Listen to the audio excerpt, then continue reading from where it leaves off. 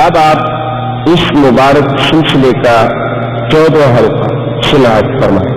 وكفى والصلاة والسلام على خاتم الأنبياء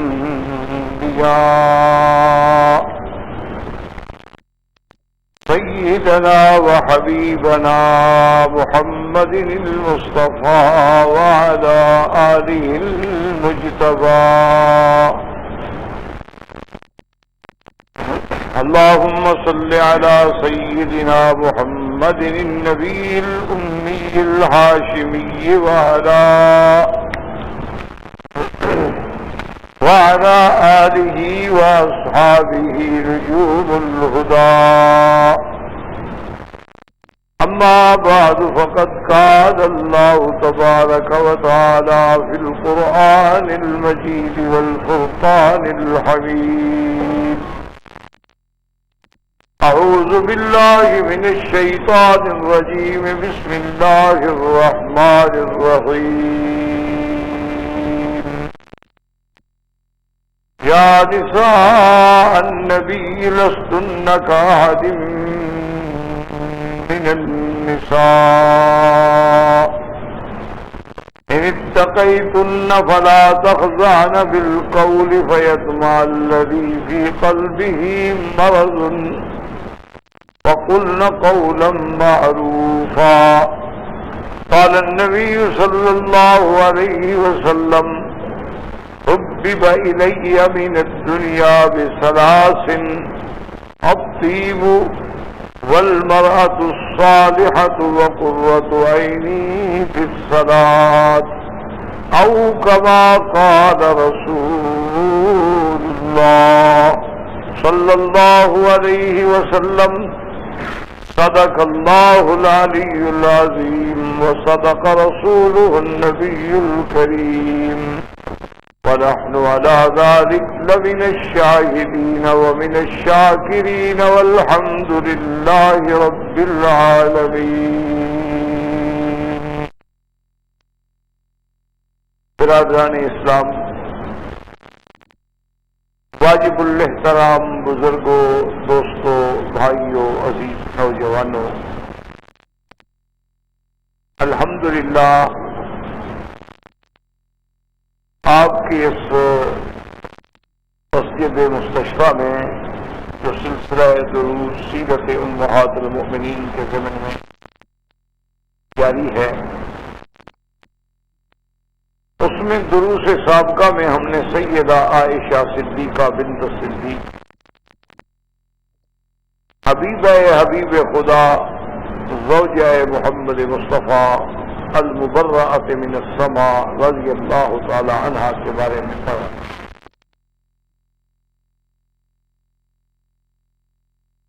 تو اس وقت بھی میں نے سابقہ درس میں بھی عرض کیا تھا کہ یہ اعزاز اور یہ مقام جو ہے سیدہ عائشہ صدیقہ کو ملا ہے کہ جس کی سبب سے آیت تیمم نازل ہوئی اور حضور کی امت کو قیامت تک کے لیے راحت ملی۔ اور یہ قاعدہ ہے کہ جب کوئی آدمی کسی اچھے کام کی ابتدا کرتا ہے اس پہ قیامت تک عمل ہوگا، اس کو ثواب لکھا جائے۔ اسی طرح اگر کوئی آدمی نعوذ باللہ برے کام کی ابتدا کرتا ہے تو اس پر جب لوگ عمل کرتے رہیں گے تو قیامت تک اس پہ گناہ لکھا جائے۔ اسی لیے سرکار دو عالم رحمت دو عالم سیدنا محمد مصطفیٰ صلی اللہ علیہ وسلم نے فرمایا کہ اول من سن القتل قابیل، کہ سب سے پہلے جس نے قتل کی ابتدا کی ہے وہ قابیل تھا، جس نے اپنے بھائی حابیل کو قتل کیا۔ تو قیامت تک جتنے بھی قتل ہوں گے قابیل پہ بھی لکھا جائے گا۔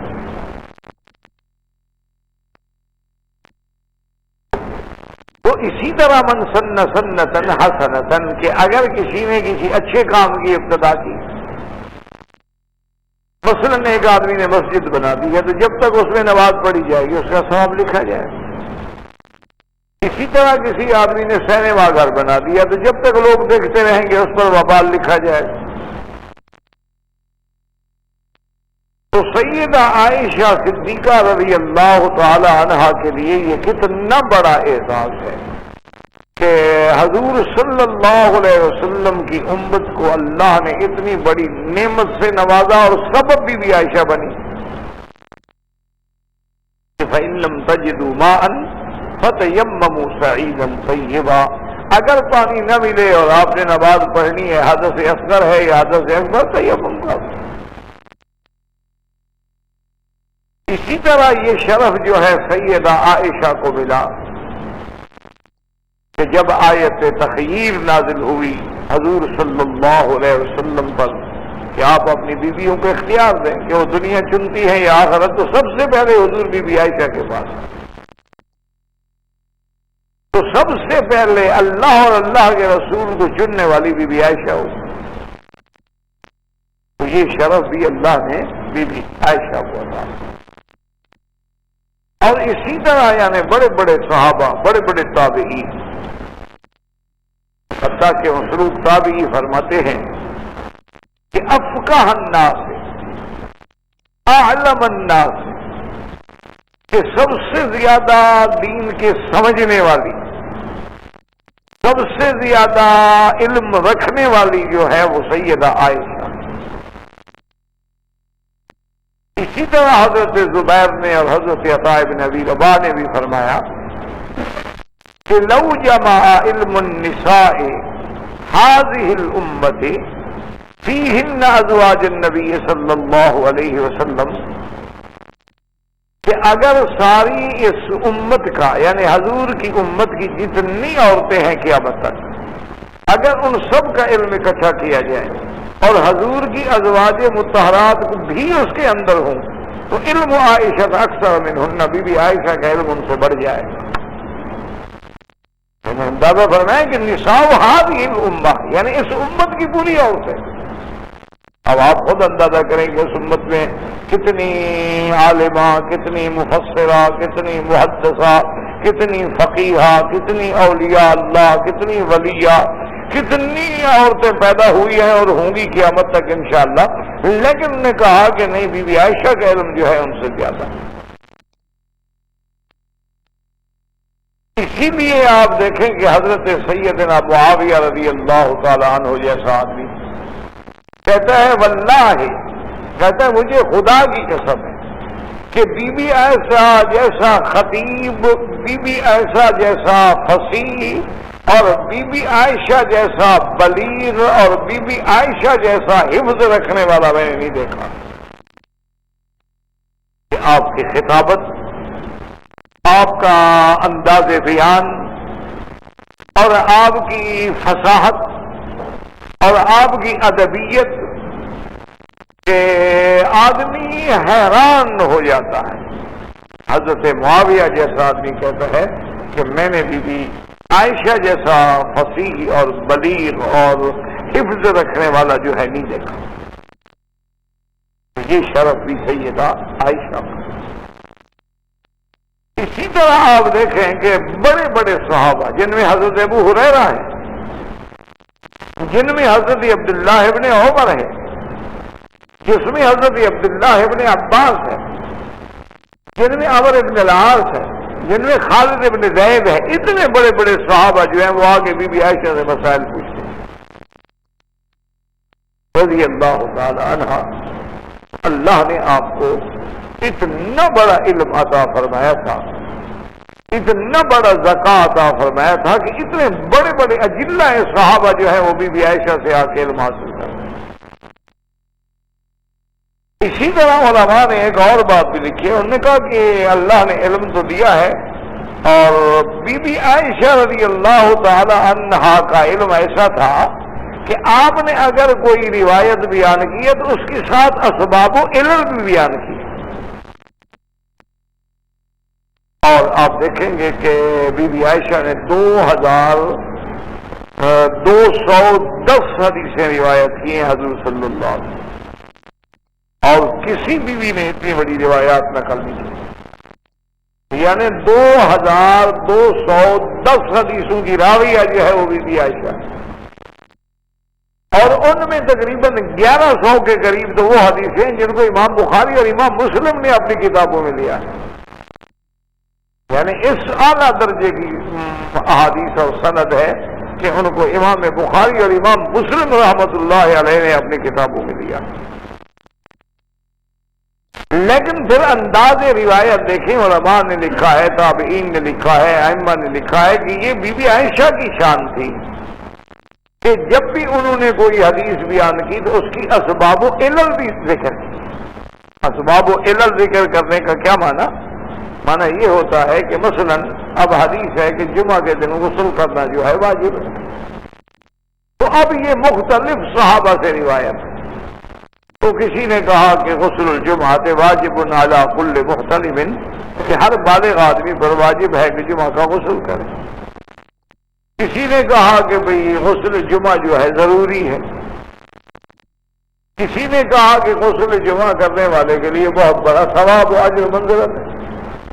لیکن اسباب و علل پہ بحث نہیں کی گئی، یہ صرف بی بی عائشہ کی روایت میں کہ غسل جمعہ کیوں افضل ہے، غسل جمعہ کیوں ضروری ہے، اور غسل جمعہ کا حضور صلی اللہ علیہ وسلم نے کیوں حکم فرمایا، تو فرماتی ہے کان الناس ینتابون من الاوالی، کہ اوالی سے اور دور دور سے صحابہ آتے تھے جمعہ پڑھنے کے لیے، اور گرمیوں کا موسم تھا اور موٹا جوٹا پہننے والے لوگ تھے، ان کے پاس کوئی ایسے نفیس کپڑے بھی نہیں تھے، کوئی سواریوں کا انتظام بھی نہیں تھا، پتھریلی زمینوں پہ سنگلاخ زمینوں پہ پیدل چل کے آتے تھے، تو وہ پسینے کی وجہ سے اور کپڑوں کے میلے ہونے کی وجہ سے ایک ایسی ہوا مسجد میں پیدا ہو جاتی تھی کہ جس کا برداشت کرنا مشکل تھا۔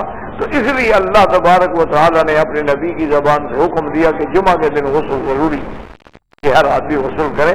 تو اب یہ اسباب و علل بیان کرنا جو ہے یہ بھی عائشہ کی شان ہے، ورنہ تو جمعہ کے غسل پہ یعنی حضرت عبداللہ بن عمر کی روایت ہے، ابھی سعید خدری سے روایت ہے، اور بہت سے صحابہ سے روایت ہے، لیکن یعنی اس انداز میں سمجھانا جو ہے کہ بھی یہ غسل کیوں ضروری تھا، یہ غسل کیوں ضروری رکھا گیا، اس کی وجہ کیا پیش آئی تھی، تو یہ بی بی عائشہ کی عادت مبارکہ ہے کہ جب بھی حدیث رسول صلی اللہ علیہ وسلم کو روایت کرتی ہیں تو اس کے اسباب و علل پر بھی بحث کرتی ہیں کہ اس کا سبب کیا ہے، اس چیز کی علت کیا ہے۔ اب مثلا اسی طرح آپ دیکھیں گے نماز کا مسئلہ، اس پہ جتنا بلاغت سے اور جتنا فقاہت سے بی بی عائشہ نے مسئلہ سمجھایا ہے اور کسی نے نہیں۔ بی بی عائشہ صدیقہ فرماتی ہے کہ نماز جب فرض ہوئی ہے تو فرض ہی 2 رکعت تھی، یعنی ابتداء فرضیت میں جب نماز فرض ہوئی تو اللہ تبارک و تعالیٰ نے ہر نماز، چاہے ظہر ہے، چاہے فجر ہے، چاہے عصر ہے، عشاء ہے، ہاں مغرب 3 تھی، تو فرض ہی 2 رکعت ہوئی، پھر 2 رکعت اللہ پاک نے اس میں اور حکم دیا کہ اب 2 رکعت اور ملائیں، تو 2 رکعت، لہذا ظہر 4 رکعت ہو گئی، عصر 4 رکعت ہو گئی، اور عشاء جو ہے وہ 4 رکعت ہو گئی۔ اب سفر میں اللہ نے حکم دیا قصر کا، تو بی بی فرماتی ہے کہ دراصل وہی اصل نماز رہ گئی، یعنی چونکہ اصل نماز 2 رکعت تھی تو لہذا اللہ نے سفر میں اس اصل کو باقی رکھا اور جو 2 رکعت بڑھائی گئی تھی ان کو معاف کر دیا، تو اصل نماز اسی طرح باقی رہی۔ یعنی آپ اس بات کو سمجھیں کہ جیسے حضور صلی اللہ علیہ وسلم کو جب نماز فرض ہوئی ہے تو 50 نمازیں فرض ہوئی، حضور صلی اللہ علیہ وسلم جب آئے، سیدنا موسیٰ علیہ السلام سے نکاح ہوا، تو حضور صلی اللہ علیہ وسلم سے جب سیدنا موسیٰ علیہ السلام نے پوچھا تو آپ نے بتایا کہ اللہ نے میری امت پہ 50 نمازیں فرض کی۔ انہوں نے کہا ارجع الی ربک فاسألہ التخفیف، انہوں نے کہا حضور آپ اپنے رب کی طرف دوبارہ جائیں اور آپ رعایت مانگیں، آپ کی امت 50 نمازیں نہیں پڑھ سکتی۔ اچھا یاد رکھیں یہ علم غیب نہیں تھا، حضرت موسیٰ تو اپنی امت کو بھگت چکے تھے نا، یہ تجربہ تھا، انہوں نے کہا میری امت 3 نہیں پڑھتی تو آپ کی امت 50 کہاں پڑھے گی۔ تو یہ علم نہیں، یہ تجربہ تھا، اس سے علم غیب کا کوئی واسطہ نہیں ہوتا۔ تو ارجع الی ربک واسألہ التخفیف، حضور گئے، اللہ نے 5 معاف کر دی۔ واپس آئے، انہوں نے کہا یا رسول اللہ 45 بھی نہیں پڑھے، 45 نمازیں بھی نہیں ادا کر سکتے، بہت مشکل ہے، آپ پھر رعایت مانگیں۔ تو حضور مانگتے رہے، اللہ رعایت دیتے رہے دیتے رہے دیتے رہے، حتیٰ کہ 5 نمازیں رہ گئی۔ تو اللہ تبارک و تعالی نے یہ بھی ارشاد فرما دیا کہ لا یبدل القول لدی، کہ محمد مصطفیٰ میرے فیصلے نہیں بدلا کرتے، میرا حکم تو وہی 50 کا رہے گا، لیکن آپ کی امت 5 پڑھے گی، لکھیں گے ہم 50 کہ من جاء بالحسنۃ فلہ عشر امثالھا، کہ ایک پر 10 گنا نیکیوں کا اجر جو ہے اللہ کا وعدہ ہے۔ لہذا آپ کی امت جو ہے تو گویا اصل تو وہی 50 والی بات رہ گئی، ہم پڑھتے 5 ہیں لیکن لکھی 50 جاتی ہے۔ تو اب یہ بات بی بی عائشہ نے سمجھائی کہ اصل نماز تھی ہی 2 رکعت، پھر اس کو اضافہ کیا گیا تو 4 رکعت ہو گئی، اور پھر سفر میں وہ اصل رہ گئی، یعنی اللہ نے حکم دے دیا کہ اضافہ ختم کر دو اور اصل نماز جو ہے 2 رکعت اس کو باقی رکھو۔ اچھا، پھر آپ کی فقہ تفقہ دیکھیں کہ آپ نے کتنی بڑی بات کی۔ تو ایک بی بی نے پوچھا، اس نے کہا کہ سیدہ تو مغرب کی 3 رکعت کیوں رہی؟ تو اس میں نہ تو اضافہ کیا گیا اور نہ کمی کی گئی۔ تو بی بی عائشہ صدیقہ نے فرمایا کہ مغرب کی نماز تو وتر النہار ہے، یہ تو دن کے وتر ہیں، تو جیسے رات کے وتر 3 ہوتے ہیں اسی طرح دن کے وتر بھی 3 رہے۔ حضور صلی اللہ علیہ وسلم نے ان کو فرمایا ہے کہ وتر النہار ہے، اور یہ بھی ایک دلیل ہے امام ابو حنیفہ رحمۃ اللہ علیہ کی کہ جیسے مغرب کی نماز میں 3 رکعتیں ملا کے پڑھتے ہیں، اسی طرح وہ وتر میں بھی 3 رکعتیں ملا کے پڑھتے ہیں، اور جیسے مغرب کی نماز میں 2 رکعت پہ بیٹھ کے پھر 1 رکعت کے لیے کھڑے ہوتے ہیں، اسی طرح احناف جو ہیں وتر میں بھی 2 رکعت پہ بیٹھ کے 1 رکعت کے لیے کھڑے ہوتے ہیں۔ تو بہرحال اس کو وتر النہار کہا گیا۔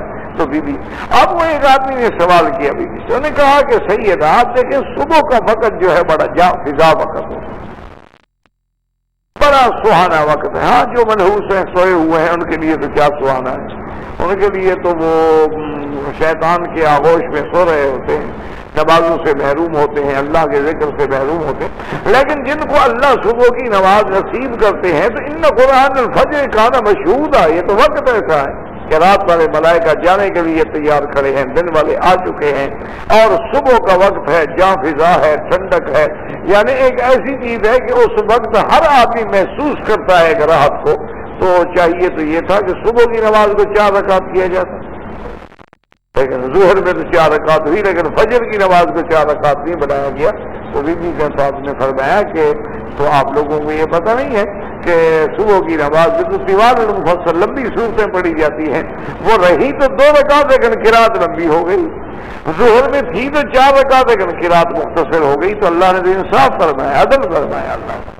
تو یعنی نماز کے مسئلے کو جس طرح سیدہ عائشہ صدیقہ رضی اللہ تعالی عنہا نے حل فرمایا اور جس طرح سمجھایا اور حضور کی امت کو سمجھا اور سمجھایا، اس طرح کی کوئی مثال نہیں۔ یہ ان کے تفقہ کا کمال تھا کہ آپ کی ہر چیز میں ایک نظر تھی، اور حدیث رسول سے جو استنباط ہوتے تھے اور جو اس کا لم تھا اور جو اس کا مفہوم تھا وہ اس کو حاصل کرتے تھے۔ اسی لیے آتا ہے کہ ایک دفعہ ایک سائلہ نے سوال کیا، تو بی بی عائشہ صدیقہ کے پاس خدا کی شان قدرت کی طرف سے گھر میں کچھ نہیں تھا، انگور کا ایک دانہ پڑا تھا، تو آپ نے وہ ایک دانہ اٹھا کے دے دیا۔ تو وہ لینے والے کو تھوڑا سا احساس ہوا کہ اب ایک انگور کے دانے سے کیا ہوگا، تو آپ نے فرمایا اچھا تم اس کو حقیر سمجھ رہے ہو، تمہیں نہیں پتا کہ اس انگور کے ایک دانے میں کتنے ذرات ہیں، اور اللہ پاک سے ایک ایک ذرے پہ اجر دیں گے۔ فَمَن يَعْمَلْ مِثْقَالَ ذَرَّةٍ خَيْرًا يَرَهُ وَمَن يَعْمَلْ مِثْقَالَ ذَرَّةٍ شَرًّا يَرَهُ، اس میں کتنے ذرات ہیں تمہیں پتا ہے؟ تو اس کو تو حقیر نہیں سمجھنا چاہیے۔ تو یعنی قرآن پاک کی آیت کو منطبق کرنا اور اس کو سمجھنا، یہ سیدہ عائشہ رضی اللہ تعالی عنہا کی قرآن دانی تھی کہ آپ نے قرآن کے مسائل پر بھی بڑی ماشاءاللہ عجیب ابحاث فرمائی۔ اسی طرح ایک دفعہ سوال ہوا کہ قرآن پاک کہتے ہیں وَإِنْ خِفْتُمْ أَلَّا تُقْسِطُوا فِي الْيَتَامَى فَانكِحُوا مَا طَابَ لَكُم مِّنَ النِّسَاءِ مَثْنَىٰ وَثُلَاثَ وَرُبَاعَ وَإِنْ خِفْتُمْ أَلَّا تَعْدِلُوا فَوَاحِدَةً کہ اللہ نے فرمایا کہ اگر تم ڈرتے ہو کہ اللہ تقسطوا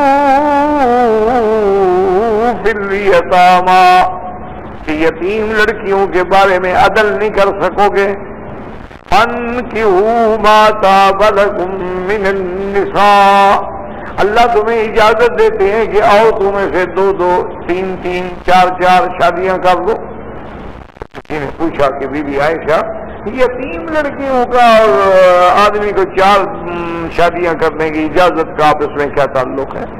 کہ اللہ پاک نے پہلی آیت میں تو فرمایا ہے کہ یتیموں کے بارے میں اور آگے فرماتے ہیں کہ فَانكِحُوا مَا طَابَ لَكُم مِّنَ النِّسَاءِ مَثْنَىٰ وَثُلَاثَ وَرُبَاعَ وَإِنْ خِفْتُمْ أَلَّا تَعْدِلُوا فَوَاحِدَةً.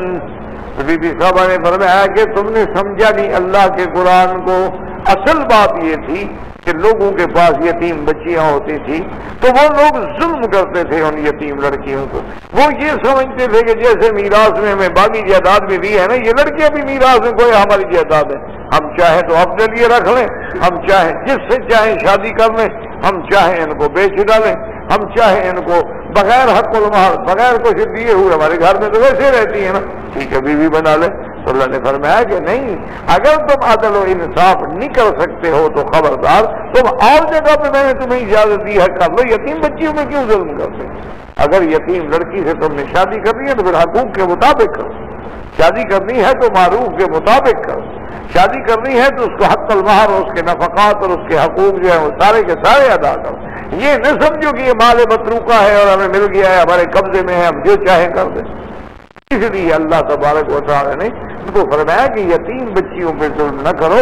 میں نے تمہارے لیے اور امت میں راستہ کھولا ہوا ہے کہ تم چاہو تو 1 شادی کر لو، 2 کر لو، 3 کر لو، 4 کر لو. تو سیدہ عائشہ صدیقہ رضی اللہ تعالی عنہا سے یعنی بڑے بڑے اجلہ صحابہ بھی آ کے پوچھتے تھے کہ سیدہ اس آیت کا مفہوم کیا ہے، اس آیت کے احکام کے اسباب و علل کیا ہے. اور یہ مقام بھی اللہ تبارک و تعالی نے سیدہ عائشہ کو عطا فرمایا. اور اسی طرح آپ دیکھیں کہ سیدہ عائشہ کا علم جو ہے صرف قرآن و حدیث تک محدود نہیں تھا، یعنی قرآن میں، حدیث میں، فقہ میں، انساب میں، عرب کا نسب اور علم تاریخ میں، ادب میں اور شعر و شاعری میں.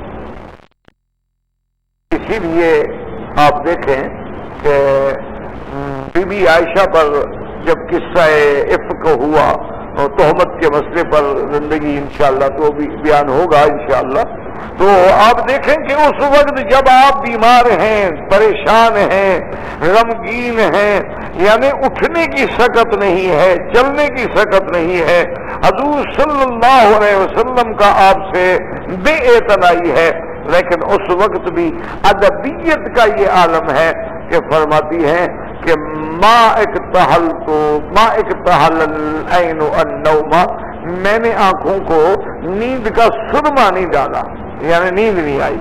تو نیند کو نہ آنے کو اکتحال کے لفظ سے استعمال کرنا آج تک کسی ادیب نے استعمال نہیں کیا.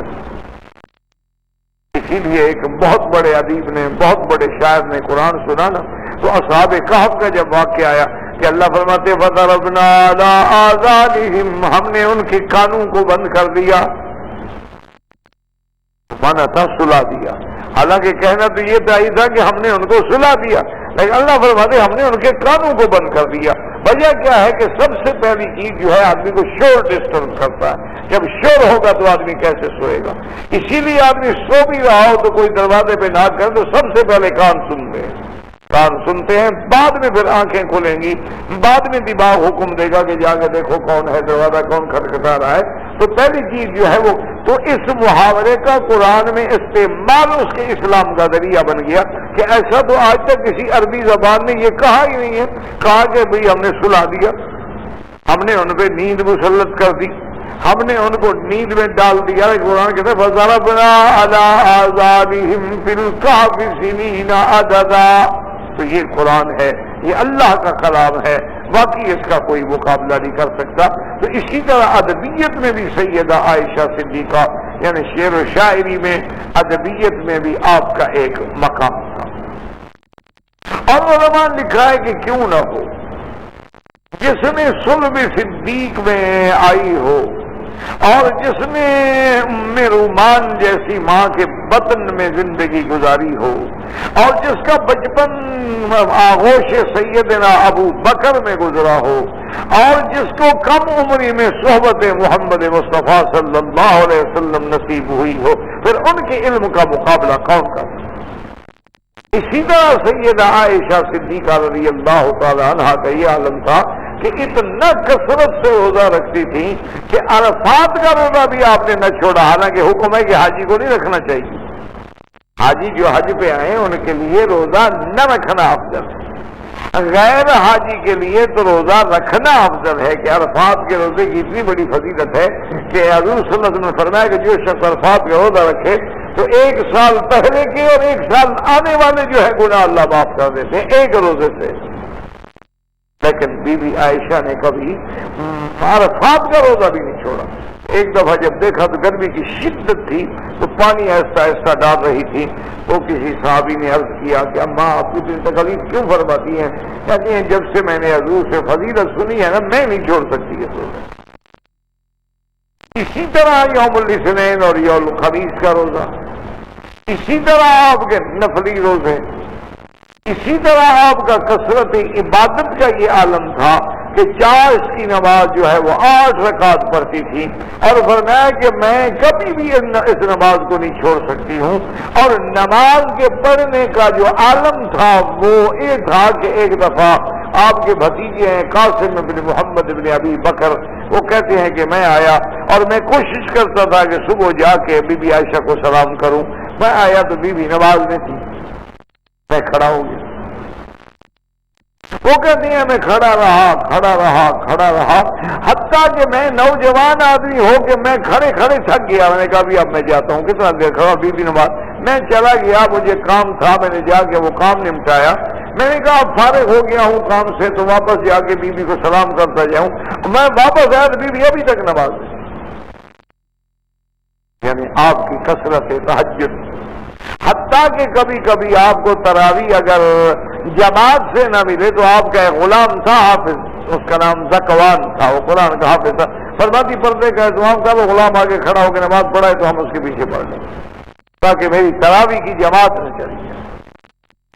تو سیدہ عائشہ صدیقہ رضی اللہ تعالی عنہا کا یعنی کثرت عبادت، آپ کا کثرت روزہ رکھنا، آپ کا کثرت تہجد اور آپ کی فصاحت اور آپ کی بلاغت اور آپ کا مقام جو ہے وہ سچی بات ہے کہ کسی کو نہیں ملتا. اسی لیے حضرت امام مالک رحمت اللہ علیہ یعنی امام دار الہجرہ اتنا بڑا آدمی، اللہ تبارک و تعالیٰ ان کی قبروں پہ کروڑوں رحمتیں فرمائے، وہ جب بھی روایت بیان فرماتے بس عبداللہ بن عباس رضی اللہ تعالیٰ عنہ، نبی حریرہ رضی اللہ تعالیٰ عنہ. لیکن جب بھی عائشہ سے روایت آتی فرماتے ان عائشہ الصدیقہ بنت الصدیق زوجۃ النبی المصطفیٰ المبرأۃ من السماء رضی اللہ تعالیٰ عنہا. تو بی بی عائشہ کا نام اتنے ادب سے لیتے کہ عائشہ صدیقہ، صدیق کی بیٹی، زوجہ محمد مصطفیٰ، اور وہ شان والی بی بی جس کی برات اللہ نے قرآن میں نازل کی. پھر کہتے کہ قالت قال رسول اللہ صلی اللہ علیہ وسلم. اسی طرح آپ نے جود و سخا کے بارے میں نے سابقہ درس میں بھی عرض کیا تھا کہ حضرت زبیر نے پیسے بھیجے 70,000 تو خیر 2,20,000 تو خیرات ہو گئے. حضرت معاویہ رضی اللہ تعالی نے بھیجے 1,20,000 اسی دن خیرات کر دیے گئے. اور اسی طرح غلام آزاد کرنے کا تو یہ عالم تھا کہ کوئی چھوٹی سی بات بھی ہوتی غلام آزاد کر دی۔ ایک دفعہ ایک سانپ جو ہے وہ بی بی عائشہ کے گھر میں گھسا ہے۔ بی بی عائشہ رضی اللہ تعالی عنہ نے جب دیکھا سانپ آ گیا ہے تو آپ نے سانپ کو مار ڈالا۔ تو ایک صحابی نے کہا کہ اماں آپ نے اچھا نہیں کیا، سانپ کو تو نہیں مارنا چاہیے تھا، کہ سانپ اگر گھر میں آ جائے تو قاعدہ یہ ہوتا ہے کہ اس کو آپ کہیں کہ بھائی تم نکل جاؤ ہمارے گھر سے، نہ ہمیں پریشان کرو نہ تم خود پریشان ہو، اگر تم نہ گئے تو پھر ہم تمہیں مار دیں۔ تو آپ جب اس کو یہ کہتے ہیں تو وہ نکل جاتا ہے۔ اس کی وجہ یہ ہے کہ اکثر جن ہوتے ہیں، امبار البیوت ہوتے ہیں، وہ سانپ کی شکل میں آ جاتے ہیں، تو جب آپ ان کو یہ بات کہتے ہیں وہ نکل جاتے ہیں، اور اگر سانپ ہوگا تو وہ نہیں نکلے گا، تو پھر نظر آئے تو ٹھیک ہے آپ مار دیں، کیونکہ آپ نے تو اپنا حق پورا کر دیا، اس کو بتا دیا آپ نے۔ تو انہوں نے کہا کہ اماں آپ نے تو اچھا نہیں کیا، آپ نے اس کو کہنا تھا، گھر میں سانپ آیا تو آپ نے فوراً مار ڈالا۔ تو بی بی صاحبہ نے فرمایا کہ عجیب بات ہے کہ چلو اگر جن بھی ہو اس کو یہ کیا حق پہنچتا ہے کہ ازواج رسول کے گھر میں آ جائے، اس لیے میں نے اس کو مار ڈالا۔ تو انہوں نے کہا مجان گزارش یہ ہے کہ اگر وہ ازواج رسول کے گھر میں بھی آیا ہے تو الحمدللہ آپ لباس کے ساتھ بیٹھی ہوئی تھی، تو آپ نے علم حاصل کرنے کے لیے، علم سننے کے لیے، جن ہوتے ہیں شکل بدل لیتے ہیں، تو آپ کو بہرحال نہیں مارنا چاہیے تھا۔ تو اتنا اس میں حالانکہ شرعاً کوئی بات نہیں، کیونکہ جو چیز کسی کی شکل بنائے گا اس کا حکم ہے۔ سند عالی کا معنی یہ ہوتا ہے کہ آپ کے اور حضور پاک صلی اللہ علیہ وسلم کے درمیان میں جتنے واسطے کم ہوں گے وہ سند عالی ہو۔ اسی لیے احادیث میں وہ سند جو ثلاثی ہو، رباعی ہے، خماسی ہے، ثلاثی ہے، تو سب سے اعلیٰ ثلاثی ہوتی ہے کہ واسطے درمیان میں باقی دو رہ گئے۔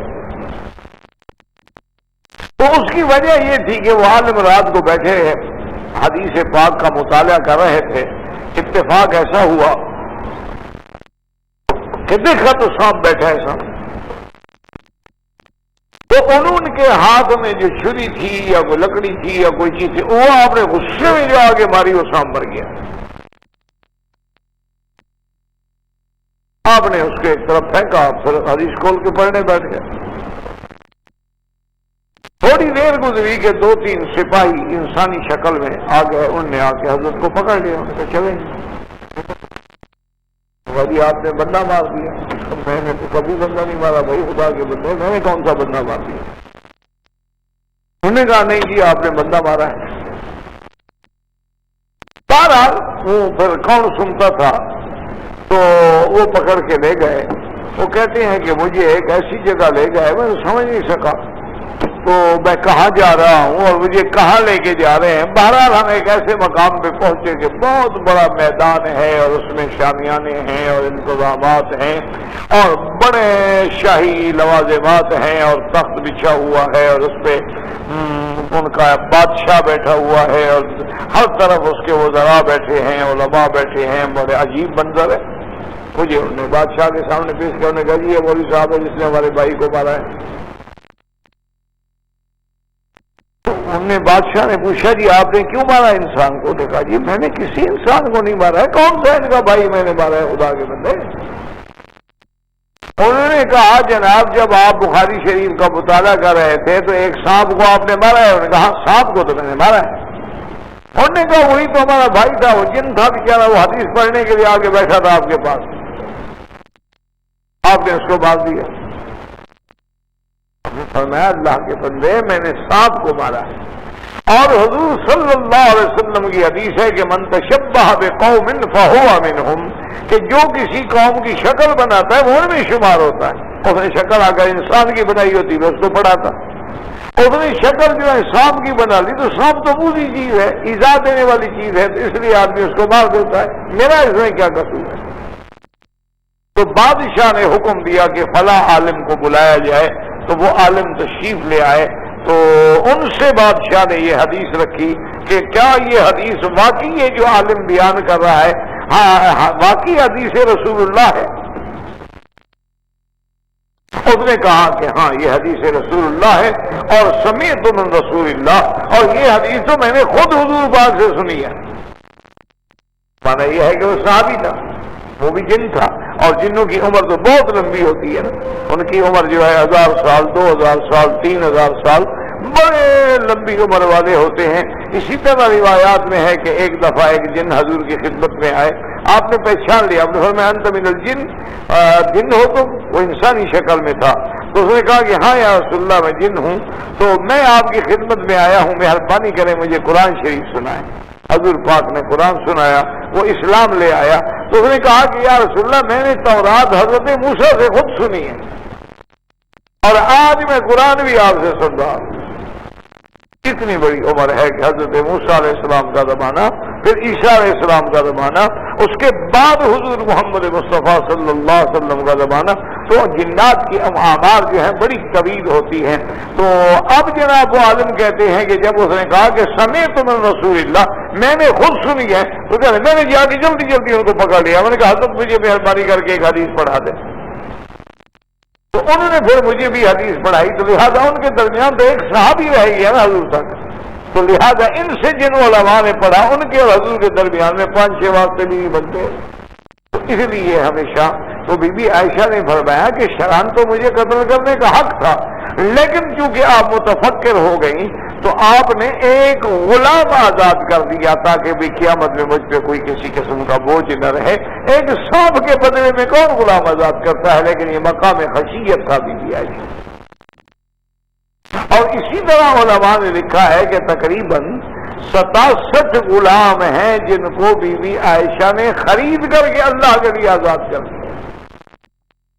اچھا، انہوں میں بی بی بریرہ جو بی بی عائشہ کی خادمہ ہے، بی بی بریرہ جو ہیں یہ بھی بیچاری غلام تھی، ان کے مالک انہیں بدل کتابت ان کے ساتھ طے کیا کہ اتنے پیسے اگر تم دے دو تو ہم تمہیں آزاد کر دیں گے۔ تو بی بی بریرہ جو ہے بی بی عائشہ کے پاس آئیں، ان کو آ کے عرض کیا کہ آپ میری سفارش کریں تاکہ چند مسلمان جو ہے وہ مل کے میری رقم دے دیں تو میں آزاد ہو جاؤں گی۔ بی بی نے فرمایا تمہاری ساری رقم میں دے دیتی ہوں، تو بی بی بریرہ کی رقم بھی آزاد دی اور اسی وقت آزاد بھی کر دیا۔ فرمایا یہ نہیں کہ میں نے اس لیے رقم دی ہے کہ میری غلام بن جاؤ، نہیں، میں نے تمہیں آزاد کر دیا ہے۔ اس نے کہا بی بی صاحبہ آپ نے تو واقعی مجھے آزاد کر دیا ہے، لیکن اب آپ کو چھوڑ کے جانا میرا دل بھی برداشت نہیں کرتا۔ تو یہ مقام بھی اللہ تبارک و تعالیٰ نے بی بی عائشہ صدیقہ کو عطا فرمایا تھا کہ اتنا بڑا قرب، اتنا بڑا علم، اتنا بڑا فہم، اور اس کے ساتھ اتنی بڑی جود و سخا کہ جو بھی آیا اللہ کے راستے میں لوٹا دیا، جو بھی آیا فوراً اللہ کے راستے میں لوٹا دیا۔ اور آپ نے ایک حج بھی نہیں چھوڑا ہے، اور آپ ہمیشہ حج کرتی، آپ عمرے فرماتی، اور اسی تکلیف کے عالم میں بھی آپ نے روزے رکھے ہیں، تکلیف کے عالم میں بھی آپ نے اپنی نفلی عبادات میں کبھی کبھی۔ تو یہ مقام بھی ایک دن سیدہ عائشہ فرماتی ہیں، اس لیے آپ دیکھیں علماء سے کہ جتنا اہم یعنی موضوع ہے، مثلا بدء الوحی کا جو باب ہے کہ حضور پہ وحی کیسے اتری، اس میں سب سے زیادہ بیان کرنے والی جو ہے وہ بی بی عائشہ۔ اچھا، اسی طرح دیکھیں کہ خود جو تہمت کا واقعہ ہے، عفق کا واقعہ ہے، اس کی سب سے بڑی راویہ، اس کو بیان کرنے والی سیدہ عائشہ ہے۔ اسی طرح غزوات میں دیکھیں کہ غزوہ بدر، غزوہ احد، غزوہ خندق، غزوہ بنی قریظہ، غزوہ مریسی، غزوہ بنی المصطلق، یہ جتنے غزوات ہیں ان پر سب سے زیادہ تسلی اور سب سے زیادہ تفصیل سے حدیث بیان کرنے والی بی بی عائشہ ہے۔ اسی طرح ہجرت رسول عربی صلی اللہ علیہ وسلم، اسی طرح فتح مکہ کے بعد حضور کا خواتین سے بیعت کرنا، ان تمام روایات کی بیان کرنے والی کون ہے؟ بی بی عائشہ رضی اللہ تعالی عنہ۔ تو یہ آپ کے کمال حفظ کی اور کمال علم کی ذریعے۔ اسی طرح بی بی عائشہ صدیقہ فرماتی ہے کہ میں نے ایک دفعہ خواب دیکھا، اور وہ خواب میں نے ایسے دیکھا کہ آسمان سے چاند اترتا ہے اور میرے حجرے میں آتا ہے، اور آنے کے بعد وہ حجرے میں ہی غائب ہو جاتا ہے۔ چاند آسمان سے اترا، حجرے میں آیا، چھپ گیا. تھوڑی دیر گزری، ایک اور چاند آیا، وہ بھی میرے حجرے میں چھپ گیا. تھوڑی دیر گزری، ایک اور چاند آیا، وہ بھی میرے حجرے میں چھپ گیا. تو بی بی عائشہ فرماتی ہیں کہ میں نے سوچا کہ بھئی یہ کیا خواب. اور ویسے یاد رکھا کریں کہ جتنا آدمی باصلاح ہوتا ہے، یعنی اعمال صالحہ والا ہوتا ہے، ان کے خواب بھی اتنے سچے ہوتے ہیں. اسی طرح جو خواب آدمی تہجد کے اوقات میں صبح کے آخر میں دیکھتا ہے، تقریباً وہ خواب بھی سچے ہوتے ہیں. بی بی عائشہ فرماتی ہیں کہ اس خواب دیکھنے کے بعد مجھے یہ تعبیر کے بارے میں فکر ہوا، تو میں نے اپنے ابا سیدنا ابی بکر رضی اللہ تعالی عنہ کی خدمت میں اپنا خواب پیش کیا.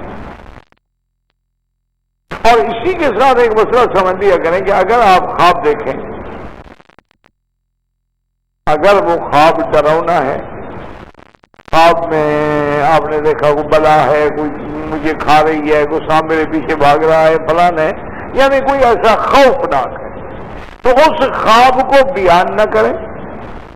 جب آپ کی نیند کھلی ہے نا، اسی وقت آپ 3 دفعہ لا حول ولا قوت الا باللہ العلی العظیم پڑھ کے تھوک دیں، لا حول ولا قوت الا باللہ العلی العظیم، اور اپنی کروٹ بدل کے سو جائیں. یعنی اگر آپ دائیں سو رہے تھے تو آپ بائیں پہ سو جائیں، اگر آپ بائیں سو رہے تھے تو آپ دائیں پہ سو جائیں. اس خواب کو کبھی کسی کو ذکر نہ کریں تو آپ کو کوئی نقصان نہیں ہوگا. اچھا، اگر آپ نے ایک خواب دیکھا اور وہ خواب ایسا ہے کہ جو کچھ آپ دن میں مثلا آپ تقریر کر رہے تھے، آپ نے دیکھا رات کو بھی آپ تقریر کر رہے ہیں، تو یہ احلام ہے، وہی بات ہے جس میں ہم سارا دن رہے، وہی چیز رات کو بھی ہمیں نیند میں نظر آتی رہی. اس خواب کے بارے میں بھی کوئی ایسی خاص اہمیت نہیں. اسی طرح اب ایک خواب ہے، آپ نے رات کے آخری حصے میں دیکھا ہے، اور جب آپ سوئے تھے تو آپ کا بستر بھی پاک تھا، اور آپ کے بدن پہ جو کپڑے تھے وہ بھی پاک تھے، اور آپ کا بدن بھی پاک تھا.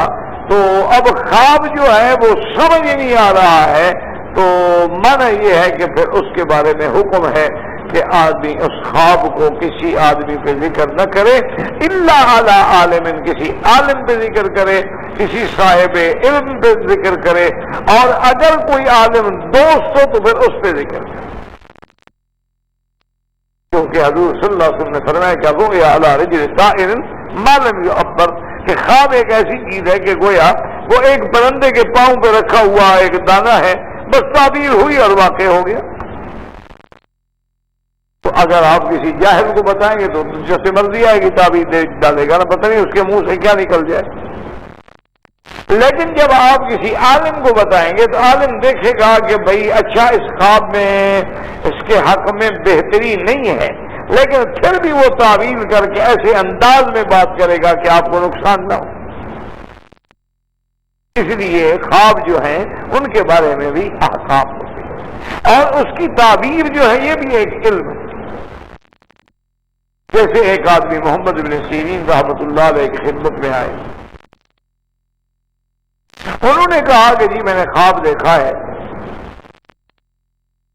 کہ میری جو چارپائی ہے جہاں میں سو رہا تھا نا، اس کے نیچے ایک بہت بڑا لگن ہے، تھال ہے، تو وہ انگاروں کا بھرا ہوا اور انگارے دہک رہے. مجھے حدت بھی محسوس ہوئی، گرمی بھی محسوس ہوئی، اور نیند بھی کھل گئی.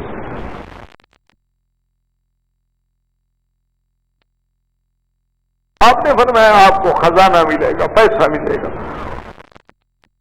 کوئی بہت بڑا خزانہ جو ہے وہ آپ کو سونے چاندی کا ملے گا.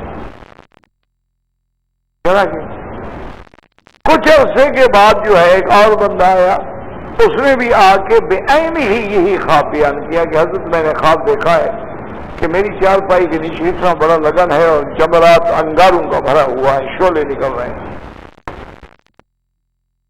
آپ نے فرمایا تم نے واقعی دیکھا ہے؟ ہاں میں نے واقعی دیکھا. نے کہا تمہارا گھر جل گیا. ذرا اس کا گھر جل گیا. تو اب جو بے تکلف شاگرد تھے انہوں نے کہا حضرت عجیب بات ہے، ایک آدمی خواب دیکھتا ہے، خواب تو وہی ہے نا، اس نے بھی انگارے دیکھے چارپائی کے نیچے، اس نے بھی انگارے دیکھے چارپائی، اس کو تو آپ نے کہا تمہیں خزانہ ملے گا، اس کو آپ نے کہا بیچارے کو تمہارا گھر جل جائے گا. خواب ایک ہے تو تعبیر الگ الگ کیسے ہو گئی؟ تو حضرت نے فرمایا خدا کے بندے تم نے سمجھا نہیں. اس نے جو خواب بتایا تھا اس وقت سردی کا موسم تھا، تو اس وقت آگ سے نفع اٹھایا جاتا ہے. ہر آدمی اپنے گھر میں آگ جلا کے تدفع حاصل کرتا ہے، فائدہ اٹھاتا ہے، کمرے کو گرم کرتا ہے. اور اس بندے نے تو دیکھا ہی گرمی میں، اور گرمی کے اندر پھر آگ دیکھ رہا ہے، تو مانا کہ اس کو نقصان ہوگا. اس لیے اس کی تعبیر میں نے وہ دی تھی جو اس وقت کے مناسب تھی، اور اس کی تعبیر میں نے یہ دی تھی جو اس وقت کے مناسب تھی. تو کبھی خواب کے اندر صرف موسم کے اعتبار سے بھی تعبیر بدل جاتی ہے، اور کبھی خواب جو ہے بظاہر جو ہوتا ہے اس کے بالکل برعکس ہو جاتا ہے. جیسے اللہ تبارک و تعالی نے سیدنا ابراہیم کو خواب دکھایا، لیکن ہوا تو بالعکس نہ کہ آپ نے اپنے بیٹے کو ذبح نہیں کیا، اللہ پاک نے آپ کا بیٹا جو ہے وہ بھی بچا لیا اور قربانی بھی قبول کر لی. اس لیے ہمیشہ احتیاط کیا کریں کہ خواب اگر دیکھیں خطرناک ہے، خوفناک ہے، 3 دفعہ لا حول پڑھ کے چھوڑ دیں اور کسی کو نہ بتائیں. انشاءاللہ اس کا ذرے کے برابر بھی آپ کو کوئی نقصان نہیں ہوگا. اور اگر آپ نے خواب دیکھا ہے، سمجھ نہیں آ رہا کہ اچھا ہے اچھا نہیں ہے، میرے لیے فائدہ مند ہے نہیں ہے، تو پھر کسی اہل علم پہ ذکر کریں تاکہ اس کی تعبیر جو ہے وہ صحیح انداز میں دے. یہ بڑا ایک علم. حضرت شیخ قاسم نانوتوی رحمت اللہ علیہ بیٹھے تھے، ہندوستان کے زمانے کی بات ہے.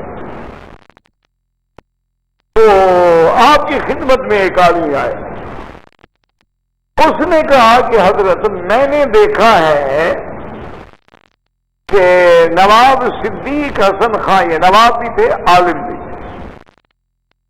اور مسلکن اہل حدیث رحمت اللہ علیہ، بہت بڑا نواب بھی تھا اور بہت بڑا علم بھی تھا، اور بڑی کتابیں تالیفات ہیں آپ کی، اور بڑے بڑے علماء آپ کے قریب رہے. تو انہوں نے کہا کہ حضرت میں نے خواب دیکھا ہے کہ نواب صدیق حسن خان مصلے پہ آگے ہیں اور حضور محمد مصطفیٰ پیچھے کھڑے ہیں.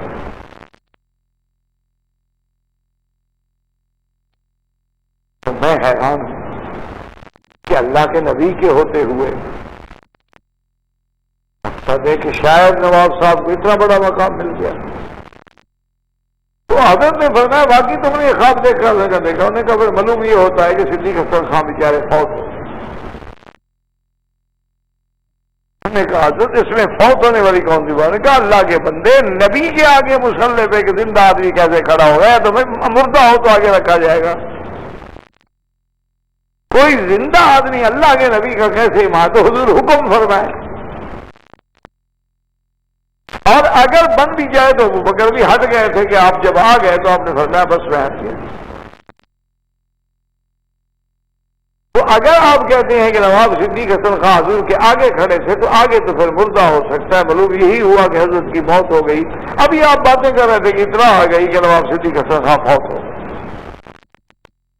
تو بہرحال کہنے کا مقصد یہ تھا کہ تعبیر رؤیا جو ہے یہ ایک علم ہے. اسی لیے حضرت یوسف علیہ السلام نے کہا تھا کہ یہ وہ علم ہے مما علمنی ربی، جو میرے اللہ نے مجھے عطا فرمایا. تو بی بی عائشہ صدیقہ رضی اللہ تعالی عنہا فرماتی ہیں، یہ بھی بی بی عائشہ کی روایت ہے جس میں وہ فرماتی ہے کہ حضور صلی اللہ علیہ وسلم وحی آنے سے پہلے، جبریل آنے سے پہلے، قرآن اترنے سے پہلے آپ جو ہے خواب زیادہ دیکھتے، اور آپ کے خواب مبارک ایسے ہوتے تھے مثل فلق صبح، جیسے صبح روشن ہو جاتی ہے. حضور کے خواب ایسے دن میں پیش آتے تھے جیسے جو کچھ رات کو دیکھا صبح سامنے آ گیا. تو بی بی عائشہ فرماتی ہے کہ میں نے خواب دیکھا اور اس کے بعد میں نے اپنے ابا حضرت سیدنا ابی بکر رضی اللہ تعالی عنہ کی خدمت میں پیش کیا کہ ہاں قرار آئی تو میں نے ایسے خواب دیکھا ہے کہ آسمان سے چاند اترتا ہے اور وہ چاند میرے حجرے میں غائب ہو جاتا ہے، پھر دوسرا چاند اترتا ہے وہ بھی حجرے میں غائب ہو جاتا ہے، پھر تیسرا چاند اترتا ہے وہ بھی حجرے میں غائب ہو جاتا ہے۔ تو سکت ابی بکر، بی بی عائشہ فرماتی ہیں کہ میرے ابا جان خاموش۔ اچھا، حضور سیدنا ابی بکر کو بھی اللہ نے علم تعبیر الرؤیا میں بہت بڑا علم دیا تھا۔ کبھی کبھی حضور فرماتے تھے کہ ابو بکر اس کی تعبیر تم بیان کرو، تو بی فرماتی ہے فساکا تھا ابھی، میرا ابا خاموش ہو گئے۔ تو اب ادب کا تقاضا یہ تھا کہ بی بھی خاموش ہو گئی۔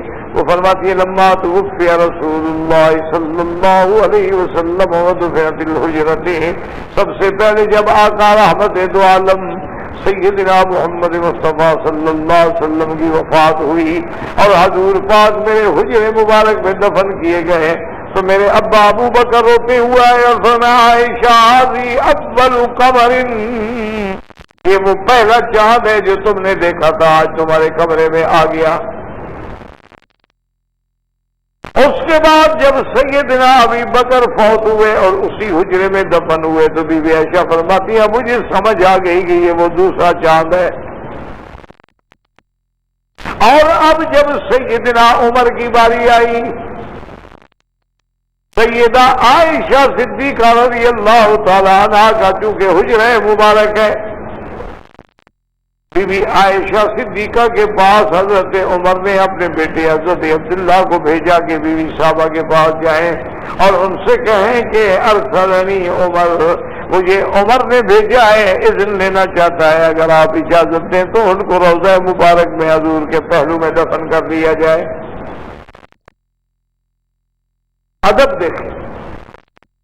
اور اس کے بعد ایک روایت میں یہ بھی آتا ہے کہ حضرت امیر المؤمنین سیدنا ابی بکر رضی اللہ تعالیٰ عنہ نے اپنے بیٹے سے فرمایا کہ لا تقل لہ امیر المؤمنین، بی بی عائشہ کے دروازے پہ جب جانا یہ نہ کہنا کہ مجھے امیر المؤمنین نے بھیجا ہے، کہنا ارسلنی عمر، مجھے عمر نے بھیجا ہے، کیونکہ اب میری موت قریب آ گئی ہے، اب میں خلیفۃ المسلمین یا امیر المؤمنین نہیں ہوں۔ اور ادب کا بھی تقاضا یہ ہے کہ امہات المؤمنین کے دروازے پہ کھڑے ہو کے یہ کہا جائے کہ مجھے بادشاہ نے بھیجا ہے، مجھے خلیفہ وقت نے بھیجا ہے، کہا نہیں سیدھی بات کرو مجھے عمر نے بھیجا ہے بس۔ اور اگر بی بی اجازت دے دیں تو بی بی صاحبہ فرماتی ہیں کہ جب عبداللہ نے آ کے مجھے بتلایا تو میں حضرت عمر کے فراق میں، حضرت عمر کی موت کے غم میں بیٹھی رو رہی تھی۔ میں نے کہا کہ عبداللہ جا کے اپنے ابا سے کہہ دو ابشر، میں نے یہ جگہ تو اپنے لیے رکھی تھی لیکن تم نے مانگ لی ہے تو میں اب تمہارا حق اپنی ذات سے بھی زیادہ سمجھتی ہوں، لہذا تجھے دفن کیا جائے روضہ رسول اللہ میں۔